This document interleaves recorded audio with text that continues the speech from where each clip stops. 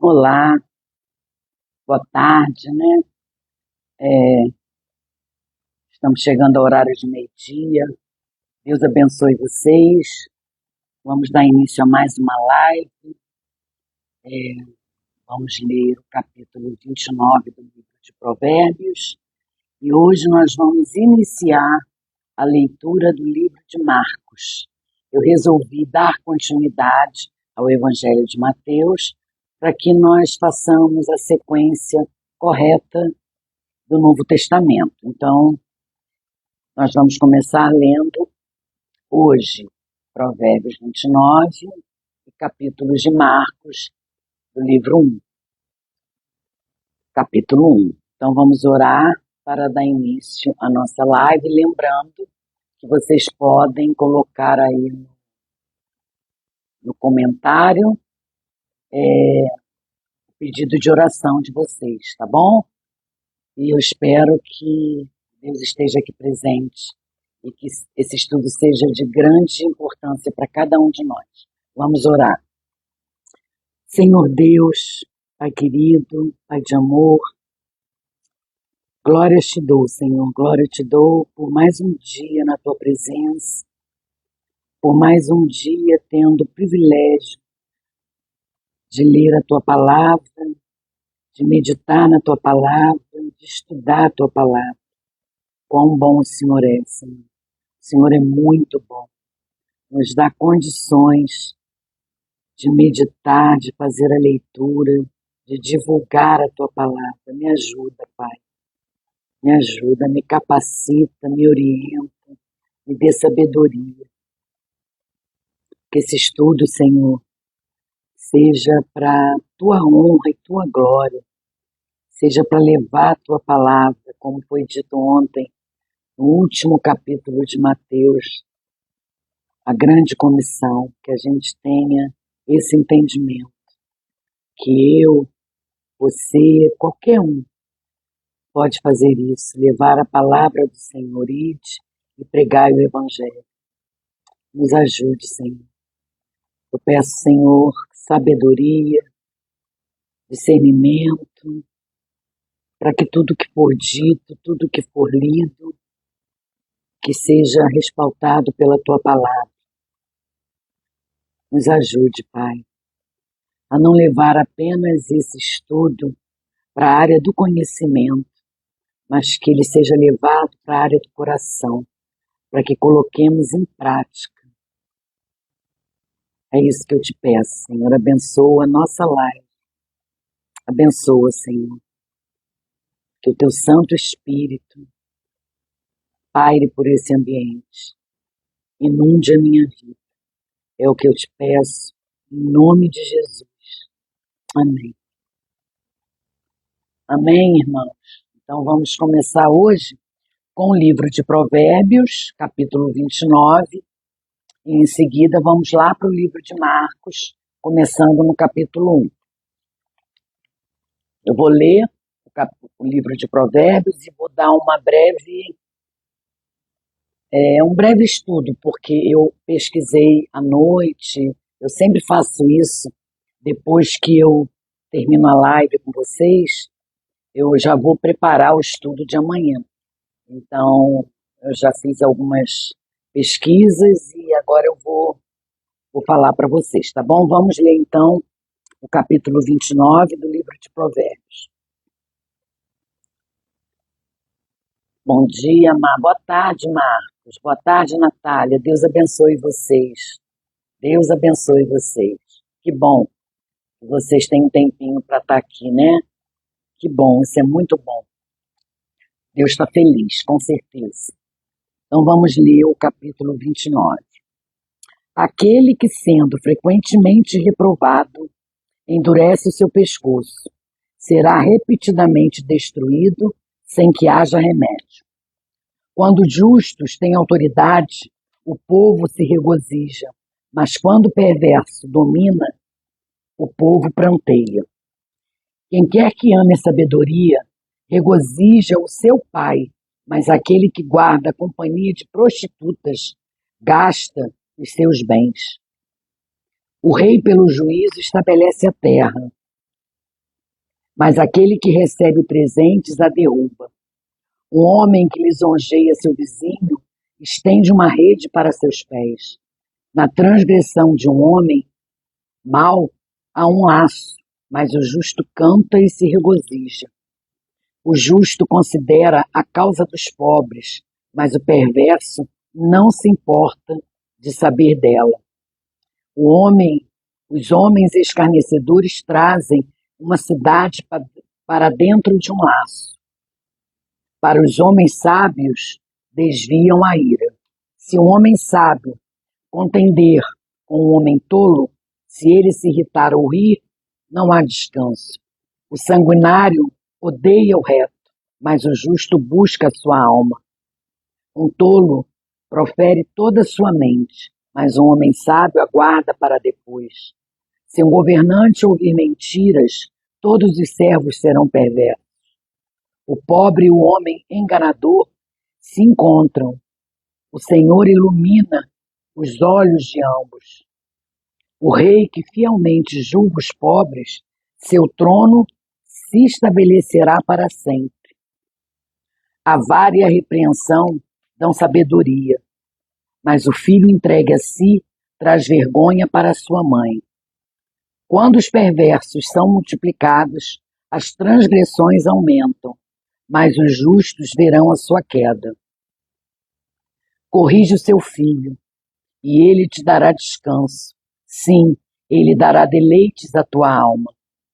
Onde não há visão profética, o povo perece, mas aquele que guarda a lei, esse é feliz.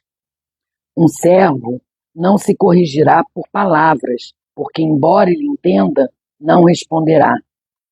Vês tu um homem que é precipitado em suas palavras? Há mais esperança para um tolo do que para ele. Aquele que delicadamente cria seu servo, desde criança, o terá tomado seu filho. O terá tornado seu filho. Um homem com ira acirra contendas, e um homem furioso transborda em transgressão. O orgulho de um homem o abaterá, mas a honra sustentará o humilde de espírito. Aquele que é parceiro de um ladrão odeia sua própria alma.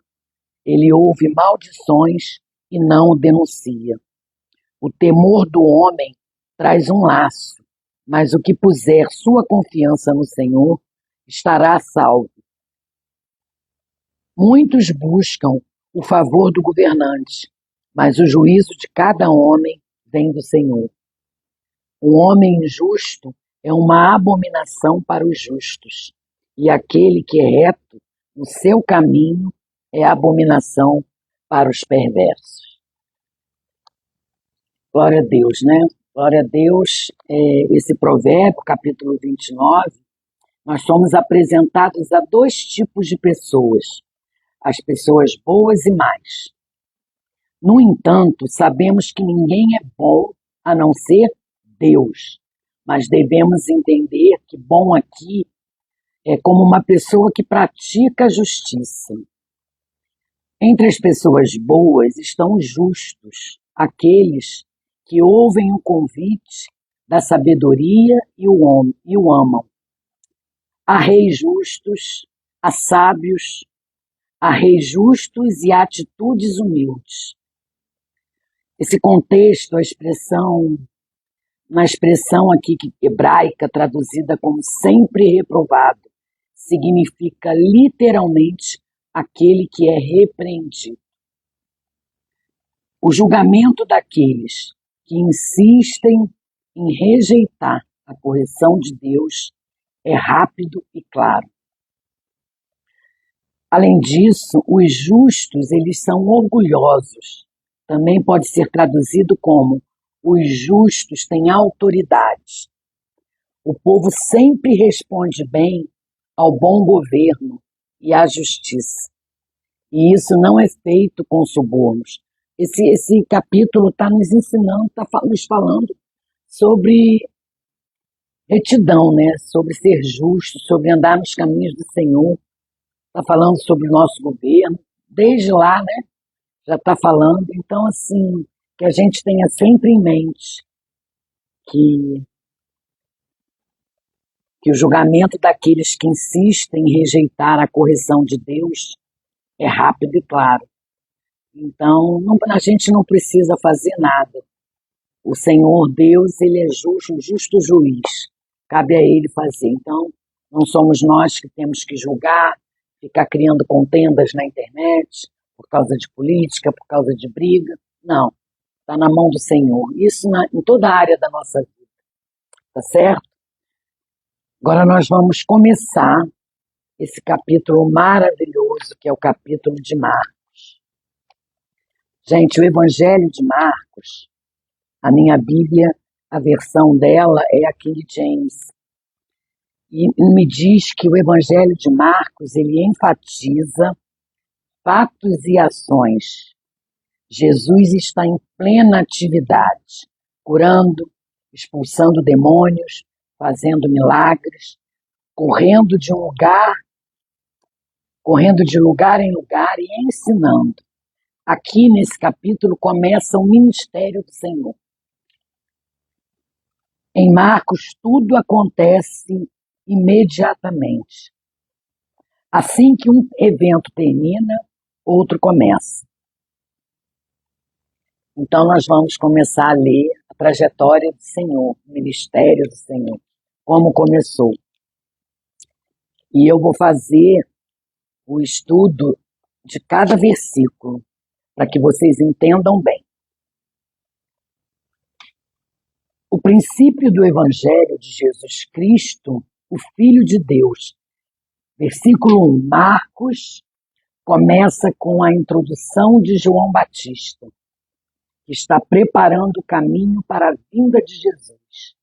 João batiza as pessoas no Rio Jordão, chamando-as ao arrependimento e ao perdão dos pecados. Então, o versículo 1, ele nos ensina, Marcos começa a sua narrativa com uma simples declaração de boas novas do Filho de Deus, o Senhor Jesus. E os relatos dos evangelhos descrevem que Jesus começou não só a fazer, mas a nos ensinar. Então aqui, no versículo 1, são as boas novas. No versículo 2 diz assim: como está escrito nos profetas, eis que eu envio o meu mensageiro diante de tua face, que preparará o teu caminho diante de ti. Aqui ele diz, no versículo 1, eu vou ler o 3 também, versículo 2 e 3. A voz de um que clama no deserto, preparai o caminho do Senhor, endireitai os seus caminhos. Então nós lemos o versículo 2 e o versículo 3.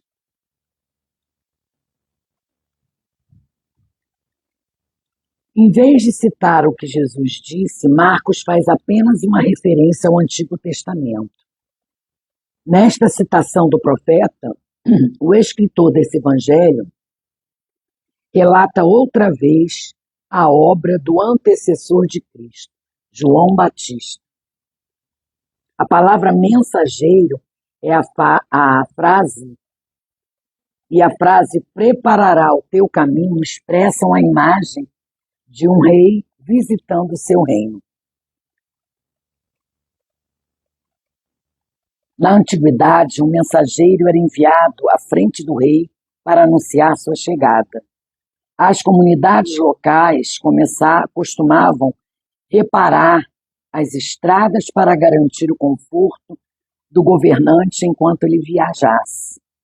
Então, há 4 escritores, Isaías, Malaquias, João e Marcos, que anunciam a vinda do Rei dos Reis, Jesus Cristo. Então, eles estão preparando a vinda de Jesus.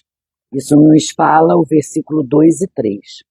No versículo 4, diz assim: e João batizava no deserto e pregava o batismo de arrependimento para a remissão dos pecados.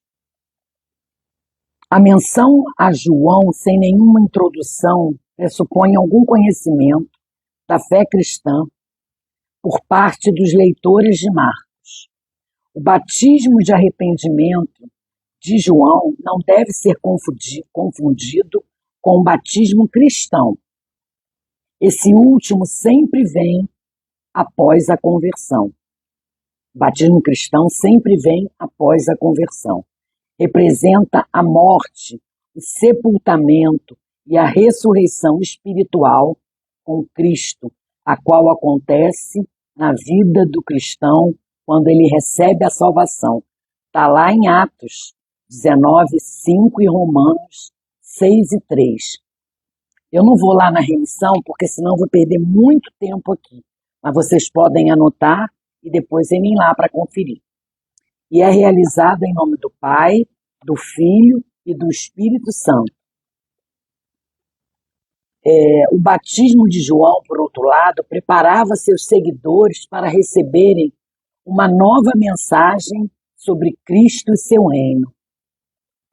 A preposição grega traduzida por de no português provavelmente significa que aponta para, demonstrando que o batismo aponta para o perdão de Deus. O perdão que Deus concede por meio do dom do arrependimento. Então, para que sejamos perdoados de todos os nossos pecados, porque Deus, ele morreu por nossos pecados, nós temos que nos arrepender verdadeiramente de todos eles. Se possível, falar cada pecado. A gente precisa nos arrepender de verdade. Não é arrepender, não é a gente ter remorso. Não confundam remorso com arrependimento. É nos arrepender mesmo. O resto é o Espírito Santo que vai trabalhar e vai nos ajudar a caminhar. No versículo 5 diz assim: e iam ter com ele toda a terra da Judéia e os de Jerusalém, e todos eram batizados por ele no Rio Jordão, confessando os seus pecados. O batismo de João foi um movimento popular que atraiu multidões. Marcos descreve com muita propriedade o fluxo contínuo de pessoas que buscavam João. Podemos até vislumbrar multidões indo rumo ao deserto e esperando na fila para serem batizados. Eu visualizo, gente, quando eu leio a Bíblia, tem coisas que eu me coloco lá, eu faço um estudo visual, entende? Eu me coloco lá, então eu vejo aqui pessoas fazendo fila, esperando na fila para serem batizados. Cada um reconhecia que era pecador e que precisava do Messias ao ser batizado por João. O Mar da Galileia e o Rio Jordão continuam sendo as únicas fontes de água doce na nação de Israel. Vamos para o versículo 6. E João vestia-se com pelos de camelo e com cinto de pele em torno de sua cintura. E ele comia locustas e mel silvestre. Esse versículo me lembra de Elias mesmo. Elias, o nome Gabriel, que significa enviado de Deus, é do anjo que anunciou a Zacarias que seu filho João iria diante dele, no espírito e na virtude de Elias. João não somente teve a personalidade forte de Elias, como também se vestiu igual a ele. Também está lá, gente, em Malaquias 4 e 5, Mateus 17, 10 a 13, Lucas, capítulo 1, versículos de 13 a 17. E aqui nessa observação que João não somente teve a personalidade forte de Elias, como também se vestiu igual a ele, está lá em 2 Reis, capítulo 1, versículo 8. No versículo 7 diz assim: e pregava dizendo: após mim vem um que é mais poderoso do que eu, de quem não sou digno inclinando-me, desatar a correia das sandálias. O tempo verbal que pregava indicava uma ação contínua no passado. O propósito da mensagem de João era criar uma expectativa quanto à vinda do Senhor Jesus Cristo, a sua aceitação. João disse que não era digno de desatar a correia das sandálias do Messias.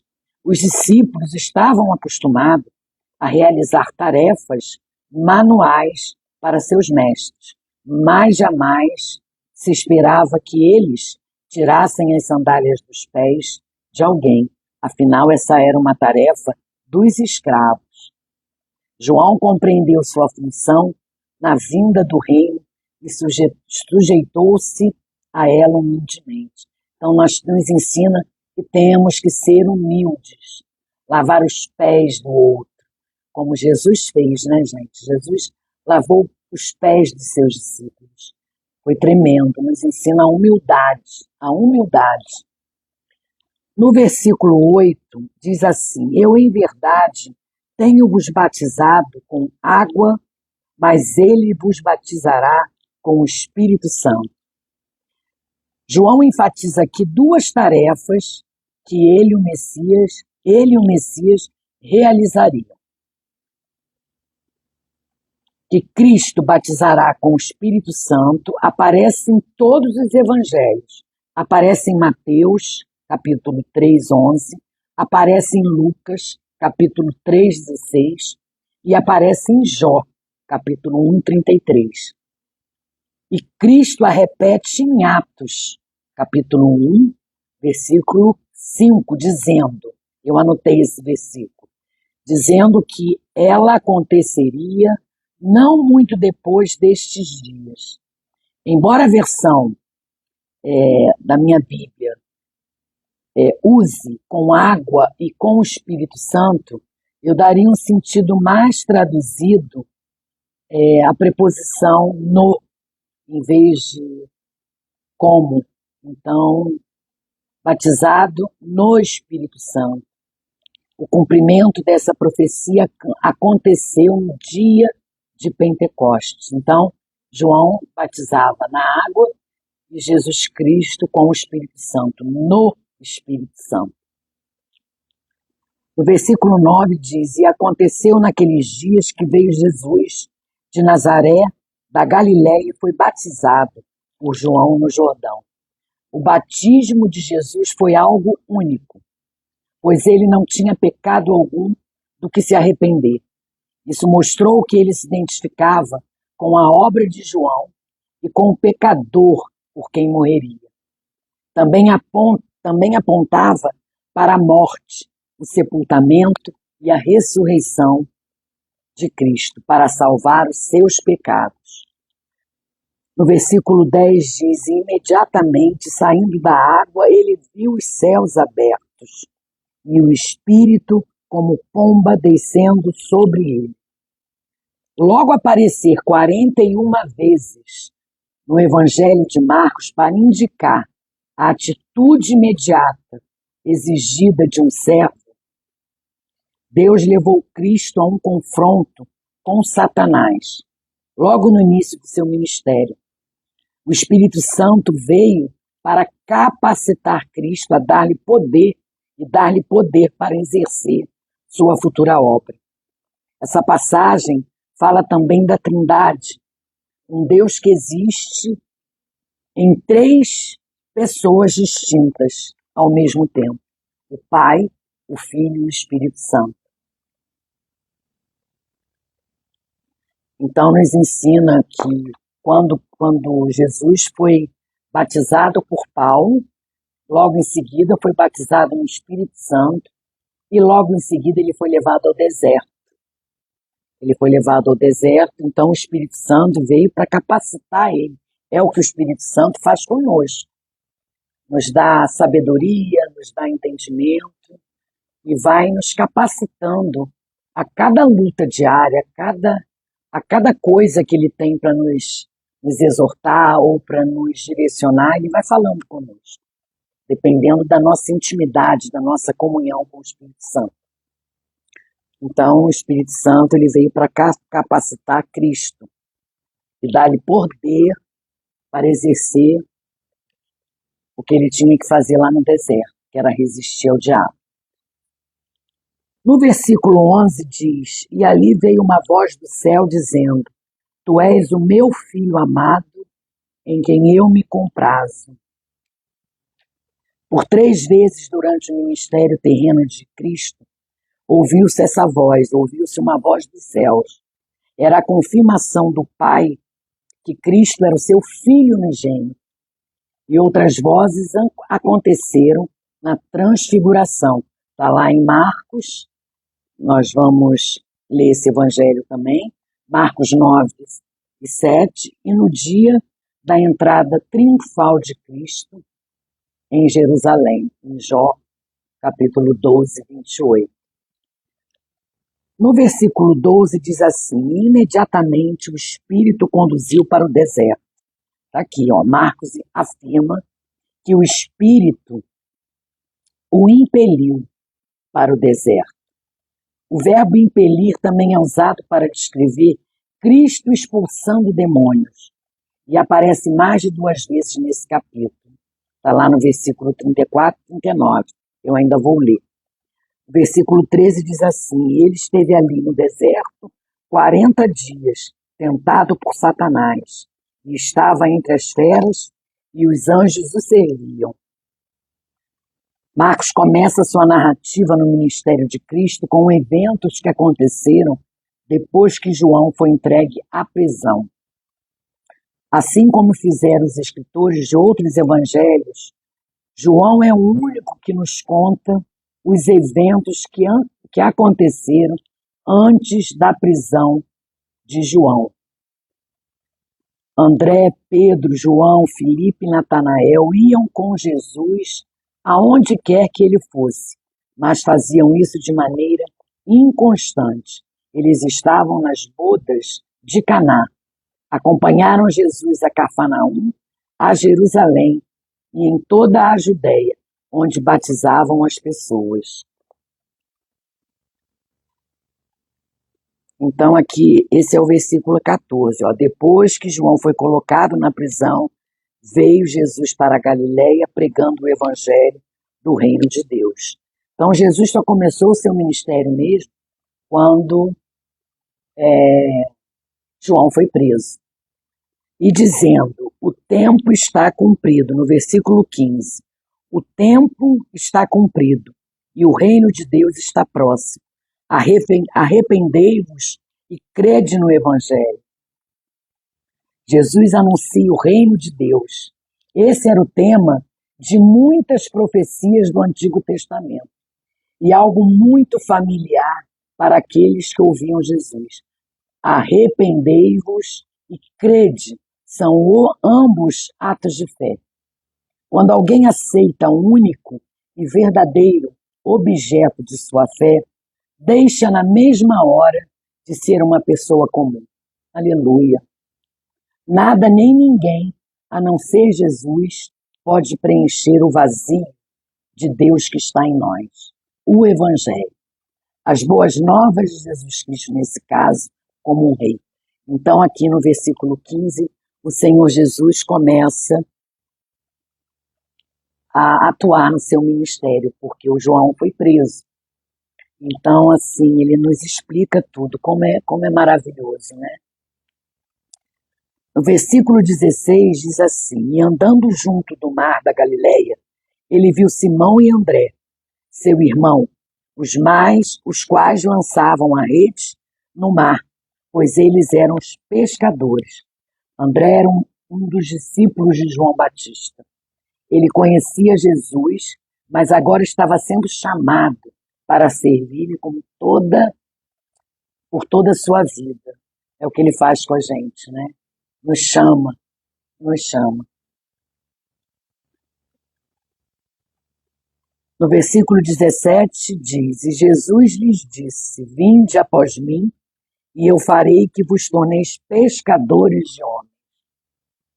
Jesus chamou pescadores, pessoas trabalhadoras e habilidosas, para o trabalho mais importante do mundo, serem pescadores de homens. Aleluia! Cristo geralmente usava figuras de linguagem para que seus ouvintes o entendessem mais rápido. Que tremendo, gente. Aí nós vamos para o versículo 18 a 20. E imediatamente eles abandonaram as suas redes e o seguiram. E ele, indo um pouco adiante, viu Tiago, filho de Zebedeu, e João, seu irmão, que também estavam no barco, consertando as suas redes. E imediatamente ele o chamou, e eles, deixando seu pai Zebedeu no barco, com os servos assalariados, o seguiram. Esse versículo, eu vou ler o 21. E eles entraram em Cafarnaum, e imediatamente, no dia de sabate, entrou na sinagoga e ensinava. Cafarnaum era uma cidade que ficava no Mar da Galileia, no norte do Mar da Galileia.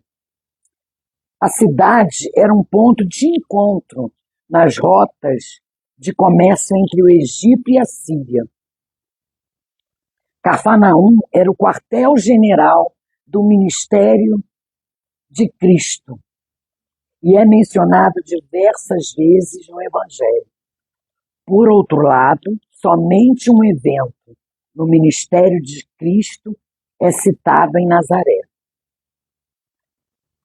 Vamos lá para o capítulo 20, para o versículo 22. E eles admiravam-se da sua doutrina, pois ele os ensinava como tendo autoridade e não como os escribas. 42% dos versículos de Marcos citam os ensinamentos de Jesus. No entanto, ele omite os principais discursos do Mestre para enfatizar suas obras poderosas como Filho de Deus. Maravilham-se da sua doutrina. A doutrina de Cristo era diferente das dos escribas e fariseus, pois ele não se baseava na sabedoria dos outros mestres ou rabinos. Sua autoridade vinha de si mesmo. Então nos ensina que religião é uma coisa, né, gente? O evangelho é outra. Então, crer no que está na palavra, colocar em prática a palavra, os ensinamentos do Senhor, é não nos deixarmos enveredar para a religião. Religião é você ir para a igreja, sentar no banco da igreja e não fazer mais nada durante a semana. E no domingo não fazer mais nada. Isso é religião. Você dizer que é um cristão e frequentar a igreja apenas no domingo, lamento te dizer, mas isso não é ser cristão. Ser cristão é você se inclinar às coisas do Senhor, em oração, na leitura. Isso nos ensina a ser um verdadeiro cristão. No versículo 23 diz assim: E ali estava na sinagoga deles um homem com um espírito imundo, e ele gritava. O termo imundo tinha uma conotação muito importante antigamente. Demônio é uma designação invariável do espírito imundo. O Antigo Testamento frequentemente faz distinção entre o que é puro e o que é impuro, o que é lícito e o que é ilícito. Portanto, esse termo também pode significar iníquo. No versículo 24 e 25 diz assim: dizendo, deixe-nos sozinhos, o que temos nós contigo, Jesus de Nazaré? Vieste destruir-nos? Eu sei quem tu és, o Santo de Deus. Mas Jesus o repreendeu, dizendo, cala-te e sai dele. O demônio exclamou, que temos contigo, não porque aquilo dizia respeito aos demônios que estavam naquele homem, mas porque Jesus era uma ameaça a todos os demônios. Jesus sempre enfrentou os espíritos malignos. Eu fiz uma pesquisa também, gente, de que cerca de 20% dos 35 milagres que ele realizou foram para libertar os homens desses espíritos. O demônio conheceu Jesus como Santo de Deus, mas Cristo recusou o testemunho de uma fonte tão indigna. Lá no versículo 27, diz assim, 26 e 27. Então o espírito imundo convulsionando e gritando em voz alta, saiu dele. E eles todos se espantaram. E eles todos se espantaram, de tal modo que questionavam entre si, dizendo: que coisa é esta? Que nova doutrina é esta? Por que com autoridade ordena aos espíritos imundos e eles lhe obedecem? Espírito imundo, este é outro termo, né? Usado para o demônio. E em sua fúria impetuosa, esses espíritos malignos tentaram causar o maior dano possível naquele homem, quando foram forçados a sair dele. Eles resistiam muito, mas sabiam que a sua derrota era certa. No versículo 28 e 29 diz assim: imediatamente sua fama se espalhou por toda a região ao redor da Galileia, e em seguida, saindo ele das sinagogas, entraram na casa de Simão e André com Tiago e João. Marcos percebeu que esse milagre de Jesus teve proporções tão grandes que ele foi levado a dizer que logo correu a sua fama, a fama de Jesus, por toda a província da Galileia. Marcos cria um suspense ao comparar aqueles que aceitaram Cristo com os fariseus e os saduceus, que se uniram para tramar sua morte. A triste realidade é que os religiosos deste mundo afastam mais as pessoas de Jesus do que os próprios ateus. Porém, o Evangelho não é uma religião, é as boas novas que podem libertar o mais terrível pecador. Glória a Deus. Glória a Deus. Aí vamos para o versículo 30. Mas a mãe da esposa de Simão estava deitada, doente com febre, e logo lhe falaram a respeito dela. E ele veio, tomou-a pela mão e levantou-a, e imediatamente a febre a deixou, e ela os serviu.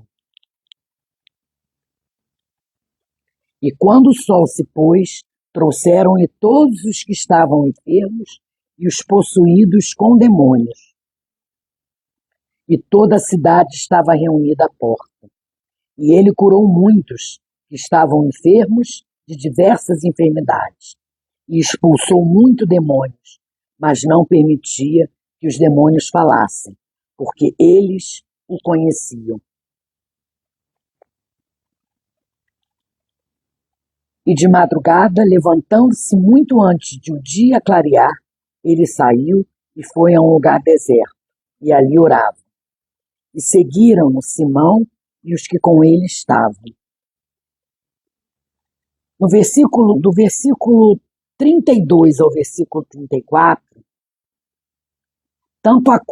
fala de tanto a cura dos enfermos, como a expulsão dos demônios das pessoas deve ter perdurado por toda a noite. Jesus tinha plena ciência de que só lhes restavam cerca de 3 anos e meio de vida na terra para cumprir sua missão. No 35 e 36, diz assim: o tempo verbal de orava indica uma ação contínua, não apenas algo de momento. Jesus tinha uma vida de oração bem-sucedida, porque suas orações eram planejadas, íntimas e longas. Ele orava bem cedo, dirigia-se a um lugar distante e passava um longo tempo orando. Ele fazia isso, gente. Ele tinha uma intimidade com o Pai e ele era totalmente santo. Ele orava, ele ia lá para o seu lugar secreto com o Senhor e orava e clamava. Ele tinha disciplina. Ele não fazia isso esporadicamente, ele fazia sempre. Era contínua essa busca dele. No versículo 37 e 38, diz assim: E ao encontrá-lo, disseram-lhe: Todos os homens procuram por ti.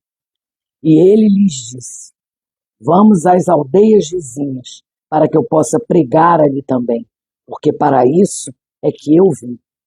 A fama de Jesus espalhou-se rapidamente, e a preocupação dos discípulos, evidentemente, quando eles dizem: Todos te buscam.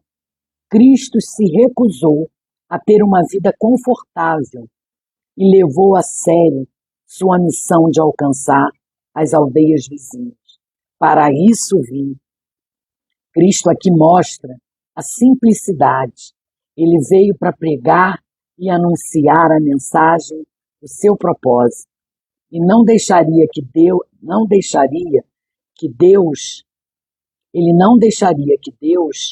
nada o impedisse, nem as tentações de Satanás, de Pedro. Veja um exemplo disso em Hebreus, lá no livro de Hebreus 12, capítulo 12, versículo 1 e 3. Depois vocês anotem a remissão para ir lá olhar. No capítulo 39 e 40, diz assim. Se a gente não vê no versículo 38 e 39, então Jesus, mesmo com a sua fama, mesmo todos sabendo da sua importância, ele era humilde. Ele não abandonou nenhuma vez a humildade, a vontade de salvar, de alcançar as outras aldeias. Como é importante, gente, como é importante a gente ter isso no nosso coração. Essa vontade, né, de cumprir o que Jesus pediu e de pregar o Evangelho. É muito bom. No versículo 39 e 40 diz assim: E ele pregava nas sinagogas dele, por toda a Galiléia, e expulsava os demônios. E vindo a ele um leproso, suplicava-lhe, ajoelhando, dizendo a ele: Se tu quiseres, podes purificar-me. E Jesus, movido com compaixão, estendeu sua mão e tocou-o, e dizendo-lhe: Eu quero, seja purificado. E tendo ele dito isto, imediatamente a lepra saiu dele, e ele foi purificado. E advertindo-lhe severamente, logo o despediu. Então, Jesus foi movido de grande compaixão. Ele não somente curou, mas também tocou o leproso.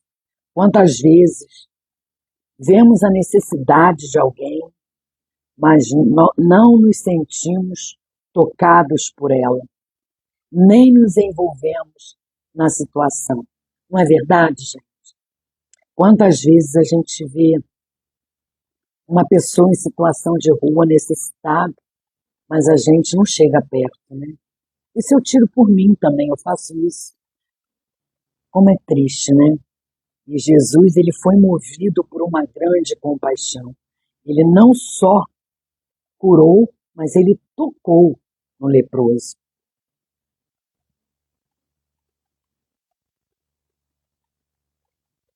Esse cuidado de Deus é tremendo, gente. No versículo 44 e 45 diz assim, são os dois últimos versículos, dizendo-lhe: Ora, nada digas a nenhum homem, mas vai pelo teu caminho e mostra-te ao sacerdote e oferece pela tua purificação as coisas que Moisés determinou, para lhe servir de testemunho. Mas ele, saindo dali, começou a proclamar muitas coisas e divulgar o assunto, de modo que Jesus já não podia entrar publicamente na cidade, mas permanecia fora, em lugares desertos, e vinham até ele de todas as partes. Então, no versículo 44 e 45, nos ensina que depois de curar o leproso, Jesus mandou que ele não dissesse nada a ninguém. Ele pediu ao leproso para que não dissesse nada a ninguém. A sua exigência de que o homem ficasse em silêncio tem muitas explicações. Uma, se o leproso falasse que Cristo havia curado antes que o sacerdote pronunciasse que ele estava puro, isso poderia prejudicá-lo.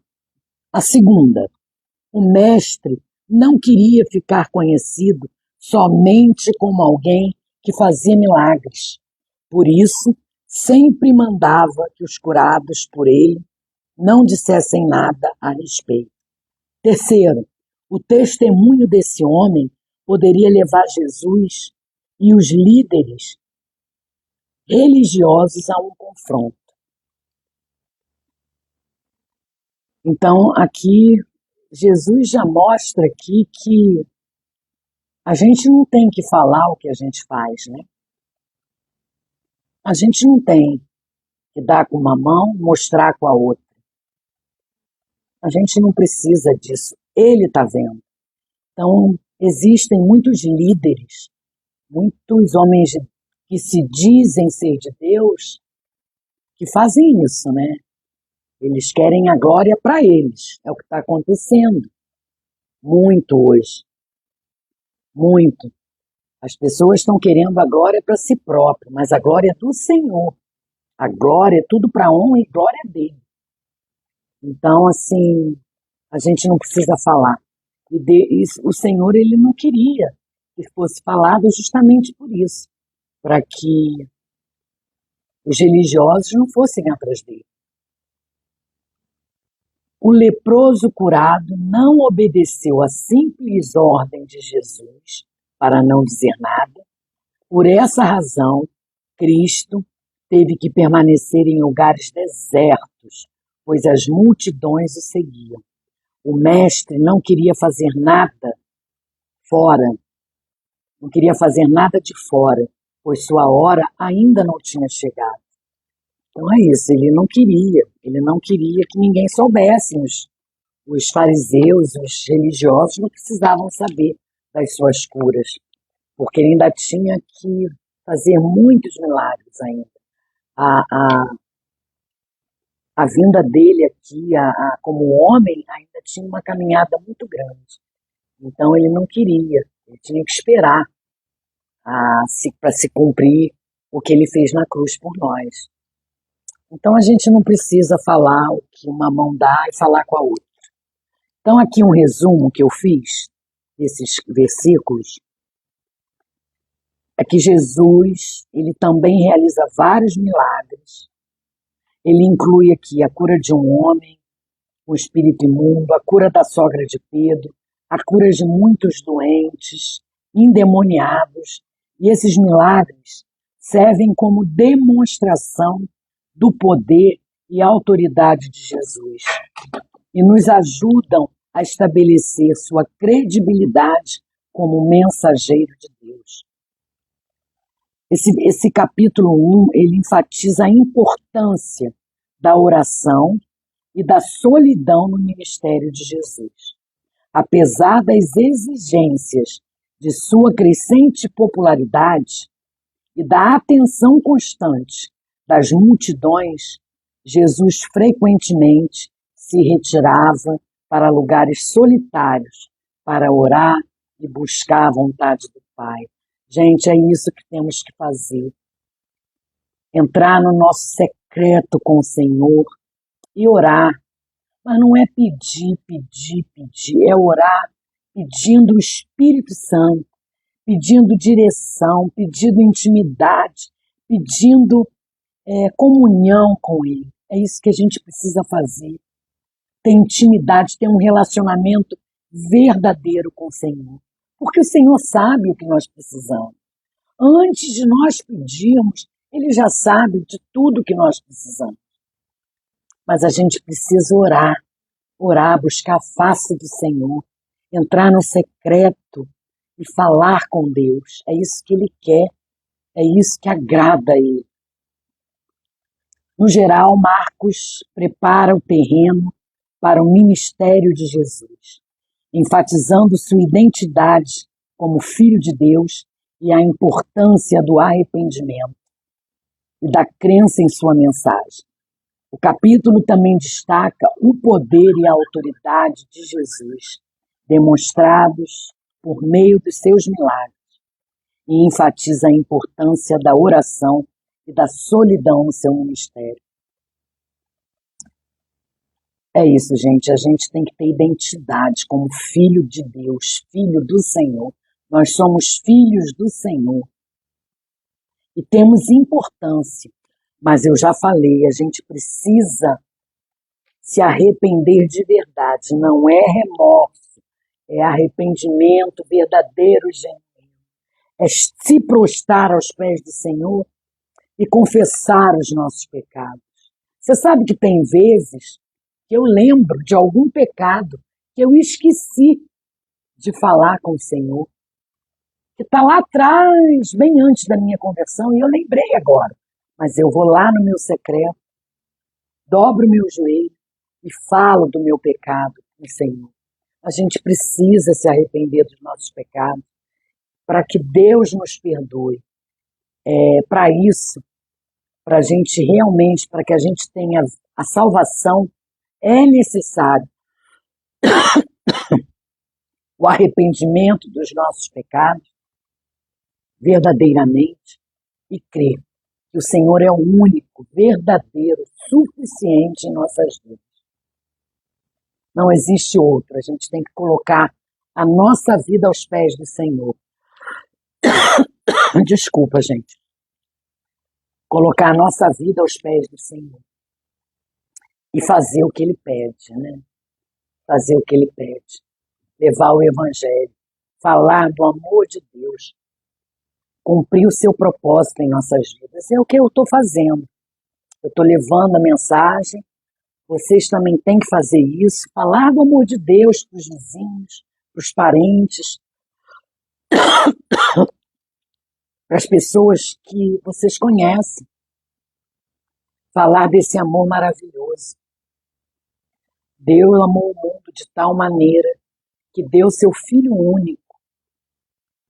Que deu seu Filho único para aquele que todo crê não pereça, mas que tenha vida eterna. Como Deus é bom. Como Deus é bom. Ele deu seu Filho para que morresse na cruz por mim e por você. Isso me constrange quando eu começo a reclamar, a resmungar.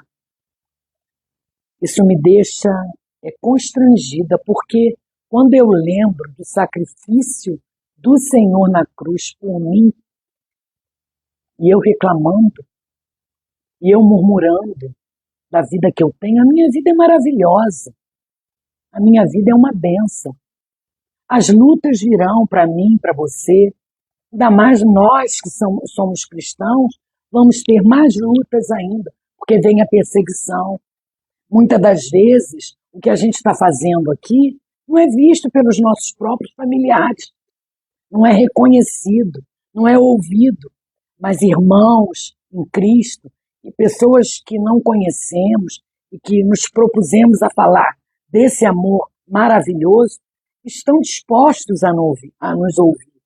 O que vocês estão fazendo, estando aqui online, assistindo, ouvindo a leitura da palavra, isso é dispor um tempo da vida de vocês, porque todos têm afazeres, mas vocês estão dispondo um tempo para estar em comunhão, para ouvir a palavra.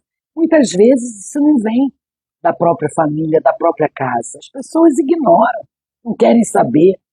Falam, tá carola, tá fanática, só fala do Senhor, só quer ler a Bíblia. Não é isso. A gente tem uma vida normal, uma vida de comunhão. A gente sai, A gente vai a restaurante, a gente janta, a gente tem convívio com outras pessoas que não seja cristão, mas existem ambientes que não nos agradam mais. Existem coisas que fazíamos antes que hoje a gente não faz mais. E isso é o Espírito Santo que vai trabalhando, é o Espírito Santo que vai mudando. Foi o que ele fez na minha vida. Antigamente eu achava que estar numa festa tinha que ter bebida, tinha que ter a cerveja, tinha que ter o cigarro. Eu só me sentia feliz fazendo essas coisas. E hoje eu vejo que eu não preciso da bebida para estar feliz. Eu posso estar em qualquer ambiente tomando um refrigerante, tomando um suco, mesmo se meu irmão estiver tomando a cerveja. É indiferente para mim, entende? Então a gente tem uma vida normal, mas existem pessoas que acham que a gente também não serve mais para andar com eles, porque eles são do mundo. E a gente agora tá muito fanático. E não é isso. A gente não é fanático. Eu sou fanática por Jesus. Eu amo Jesus. Eu amo meu Jesus. Primeiro ele, depois o resto. Então, eu sou pecadora, nós somos pecadores, nós estamos num corpo corrompido, cheio de pecados, mas quando a gente entrega a nossa vida ao Senhor, ele nos lava com os pecados dele quando nos batiza. Quando ele derrama o Espírito Santo na nossa vida, o Espírito Santo vai nos direcionando e tirando da nossa vida aquilo que não presta. É o Espírito Santo, não sou eu que vou convencer a ninguém a entregar a vida a Jesus. É o Espírito Santo que faz essa obra. Então vamos acreditar, vamos ler, vamos orar. E é Deus, gente, é Deus, é o Senhor Jesus que nos capacita, é o Espírito Santo de Deus que nos capacita, que nos encoraja, que nos dá sabedoria, força para caminhar todo dia, porque temos sim lutas, passamos por desertos sim, e às vezes erramos muito por colocarmos a nossa força, a nossa sabedoria mundana na frente de Deus. E aí não dá certo, nunca dá certo. Eu passei por uma fase agora tremenda, muito ruim na minha vida, porque eu quis dar vazão às minhas vontades. E não é isso. A gente tem que dar vazão à vontade de Deus. Deus quer da gente obediência, um coração contrito. Vamos nos prostrar aos pés do Senhor e orar, ter intimidade com o Senhor, falar com Ele, conversar com Ele e buscar a santidade. Buscar a santidade é um processo. Buscar a santidade não é ser santo, gente. Não é ser santo. Santo nós só vamos ser verdadeiramente na glória quando o Senhor voltar. Mas existe um processo de santidade. E quando a gente estuda esse processo de santidade e trabalha esse processo de santidade na nossa vida, automaticamente coisas incomodam e a gente passa a não fazer.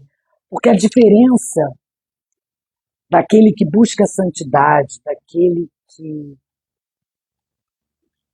tem o Espírito Santo, é que o pecado incomoda. A gente peca, a gente erra, mas automaticamente a gente é confrontado com o Espírito Santo. Ao mesmo tempo que a gente pecou, bate uma tristeza, comigo acontece isso, bate uma tristeza dentro de mim, porque eu sei que eu pequei. Então a gente tem que fazer o quê? De imediato ir lá, pedir perdão. Não pode ser um pecado recorrente, né, gente? A gente tem que vigiar. A palavra diz vigiar e orar. Então vamos vigiar, porque o inimigo, ele é sujo, o diabo, ele é sujo. O diabo veio para matar, roubar e destruir. E é isso que ele quer. Quando ele vê que a gente está na presença do Senhor, quando ele vê que a gente está se dedicando às coisas de Deus, fazendo as coisas para agradar o Senhor, fazendo uma leitura sadia, isso incomoda o inimigo. Eu já disse aqui várias vezes, eu estou começando agora a fazer lives e várias vezes eu escuto o diabo falar comigo: você não sabe fazer live, você está fazendo tudo errado, me colocando numa situação de que eu não sou digna. Mas eu repreendo, porque eu sou digna sim, eu sou filha do meu pai, eu sou filha do meu pai, porque qualquer pessoa está com a gente, pai, mãe, irmão, amigo, mas aquele que nos defende, aquele que está conosco em qualquer circunstância, é Deus, é o Senhor Jesus. Então eu repreendo o diabo, ele não tem mais poder, autoridade nenhuma sobre a minha casa e sobre a minha vida. E é isso que vocês têm que fazer, porque Deus é com a gente, Deus é com a gente. E eu estou muito feliz de começar esse capítulo. Amanhã eu vou ler o capítulo 2, vou começar a fazer o meu estudo. Hoje, o livro de Provérbio, ele está acabando. Tem mais 2 capítulos, Provérbios 30 e 31. Eu vou terminar o livro de Provérbios e vou me dedicar apenas ao livro de Marcos, porque é um estudo grande, é um estudo mais complexo, e eu preciso também fazer esse estudo para o meu entendimento. Eu estou me edificando também. Então, assim, quando eu terminar o livro de Provérbios, eu posso fazer a leitura de um salmo, um versículo, e depois continuar com o livro de Marcos. Tá bom? Então, amanhã a gente continua no capítulo 2. Que bom ter todos vocês aqui. Vilminha, que bom você estar aqui, meu amor. Que bênção. Estou muito feliz. Ai, gente, é muito bom ver vocês aqui. Obrigada por tirarem um minutinho da tarde de vocês. Não é um minutinho, são uns minutinhos, né, gente? Mas para Deus passa tão rápido, a gente está na presença dele, passa tão rápido que dá vontade de falar, de falar, de falar. Então é isso, gente. Obrigada por vocês estarem aqui. Eu falei lá no início da live, deixem pedidos de oração nos comentários da live, que eu vou deixar gravada no Instagram, também vou deixar gravada no YouTube. Dá um pulinho lá no YouTube, curte, comenta, compartilha essa live e se inscreve no meu canal para que o YouTube entenda que esse conteúdo é relevante e que mantém o canal no ar.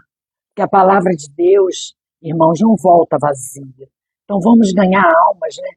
Vamos fazer o que Jesus pediu na grande comissão, lá no capítulo 29, foi capítulo 29 de Mateus, a grande comissão.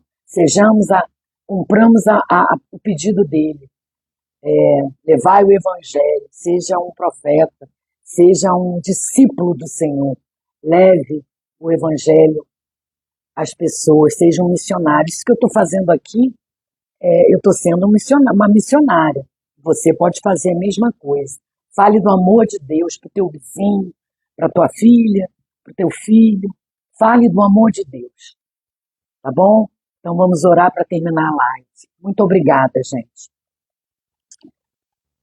Pai querido, Pai de amor, gratidão, Senhor, por esse momento abençoado, por esse momento na tua presença, lendo a tua palavra, meditando na tua escritura. Como é bom, Senhor, como é bom dedicar um tempo na tua presença. Obrigada, Espírito Santo. Obrigada por me direcionar, por me dar sabedoria a cada dia. Cada dia o Senhor fala ao meu coração. A cada dia o Senhor me mostra o rumo que eu tenho que tomar. Que esse livro de Marcos seja bênção em nossas vidas. Que possamos aprender com os estudos tudo que Jesus fez, a sua trajetória aqui como homem. Senhor, obrigada. Obrigada, Senhor. Obrigada por essa manhã, obrigada por esse início de tarde. Obrigada pela provisão material, pela provisão espiritual. Abençoa seus filhos, querido Deus. Abençoa cada um deles. derramando o seu Espírito Santo, dando a eles sabedoria, dando a eles discernimento e entendimento na tua palavra. Que essa palavra, Senhor, seja um renovo para nossas vidas. Que essa palavra não só fique na área do conhecimento, mas que seja levado aos nossos corações e que coloquemos em prática tudo que aqui foi dito. Que sejamos humildes, que não usemos de soberba, não usemos de orgulho para falar daquilo que fazemos para ti. Ninguém precisa saber. O Senhor é suficiente para saber do que fazemos. Abençoa, Senhor, as nossas vidas. Nos dê humildade, nos dê compaixão. Porque às vezes a gente vê um irmão na rua em situação constrangedora, em situação triste, mas às vezes somos impedidos por conta do nosso medo, porque a violência é muita, Senhor. A violência é muita. Então, às vezes temos medo de nos aproximar, de falarmos alguma coisa, mas o Senhor é um Deus que nos deu, que não nos dá espírito de medo. Então, arranca esse medo da gente e que possamos, sim, falar com aquele que está em situação triste, em situação de rua, que possamos ver e que levemos uma palavra, não só o pão material, o pão, o alimento para o corpo, mas que levemos o alimento espiritual que está aqui na tua palavra. Que falemos, Senhor, sempre do teu amor, da tua salvação, do plano que o Senhor tem para as nossas vidas. Ah, Pai, eu sei que o Senhor está chegando, que está próximo à tua vida. Que possamos sempre nos encher com o teu Espírito Santo, para que quando o Senhor voltar estejamos prontos, no que nos enchemos sempre do teu azeite, e o teu azeite é o Espírito Santo. Gratidão, Paizinho, gratidão. Abençoa agora o dia de cada filho teu, de cada irmão que está aqui. Abençoa também aqueles que não puderam estar online, ao vivo, mas que irão assistir essa live, que ficará gravada. Abençoa cada um e seus familiares. Que o dia de cada um seja cuidado, seja abençoado pelo teu Santo Espírito. É o que eu oro em nome de Jesus. Amém. Amém. Glória a Deus. Aleluia. Amém, irmãos. Deus abençoe vocês. Que tenhamos um final de tarde aí, um final de tarde, um final de dia abençoado. E amanhã estou aqui, de novo, meio-dia, para começarmos o estudo, tá bom? Deus abençoe vocês. Deus abençoe muito vocês. Obrigada. Um beijo. Fiquem com Deus. Se amanhã, se Deus permitir, eu estaria aqui de volta.